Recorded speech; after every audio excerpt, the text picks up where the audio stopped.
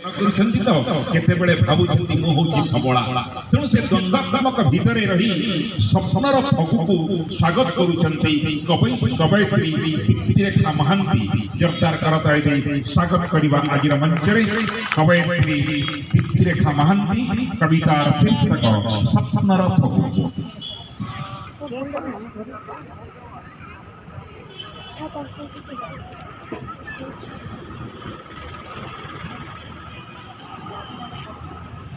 आमे करताली दे उत्साहित करिबा कवि प्राणको ताहले तांकर कलम मन आहुरी शाणित हबो अनेक कविता झरी आसीबो तांकर कलम मनरु आसंतु कवितार शीर्षक स्वप्नर फगुको।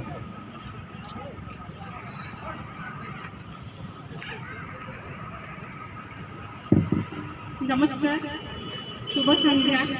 एठारे उपस्थित समस्त सारस्वत बंधुगण को मोर हार्दिक शुभेच्छा और अभिनंदन जनावुछि एवं मोर स्वरचित कविताटी को पाठ करने जाऊँगी।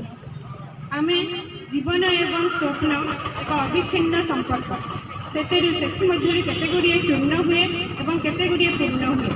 मु आज एक नारी मनरे उंकी मारुथिबा असुमारी स्वप्न राज्यर पूर्णता एवं चूर्णता को नहीं आनी मोर क्षुद्र कविता स्वप्नर फगुको।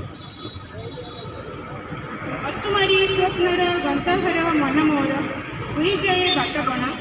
असुमारी स्वप्नर गंताघर मन मोर हुई जाए बाटबणा। रंगायित प्रजापति परी उड़ी बुले नील आकाशर खोला प्रांगण। असुमारी स्वप्नर गंताघर मन मोर हुई जाए बाटबणा। रंगायित प्रजापति परी उड़ी बुले नील आकाशर खोला प्रांगण। असुमारी स्वप्नर गंताघर मन मोर चाहे सृष्टिर नियम को उल्लंघन करने सबु सृजनर आरंभ होगा। अक्षत अकुहा कहानी हो रही। असुमारी स्वप्नर गंताघर मन मोर करिथाए मृतपथ पथर प्राण संचार। झराए पुणी मातृवत प्रेम असीम सचल साहस पुणी दोहलाई दिए कमल हृदय को। असुमारी स्वप्नर गंताघर मन मोर भावी बसे स्वप्न तो आखिर छलना किए जे बुझीब तांकरी वेदना। ए माया संसार सबुदा छलना आखिर आईना एक खेलघर। असुमारी स्वप्नर गंताघर मन मोर क्षतक्त होई उठे विगत असलरा स्वप्न राजाले पुनश्च दंडायमान हुए। उद्दिष्ट दुनिया रे अनेक एक हेबा। उद्दिष्ट दुनिया रे अनेक एक हेबा धरार सौरभित वक्ष देश। असुमारी स्वप्नर गंताघर मन मोर उत्फुल्लित होई उठे जेतेबेले केही सृष्टि कराए।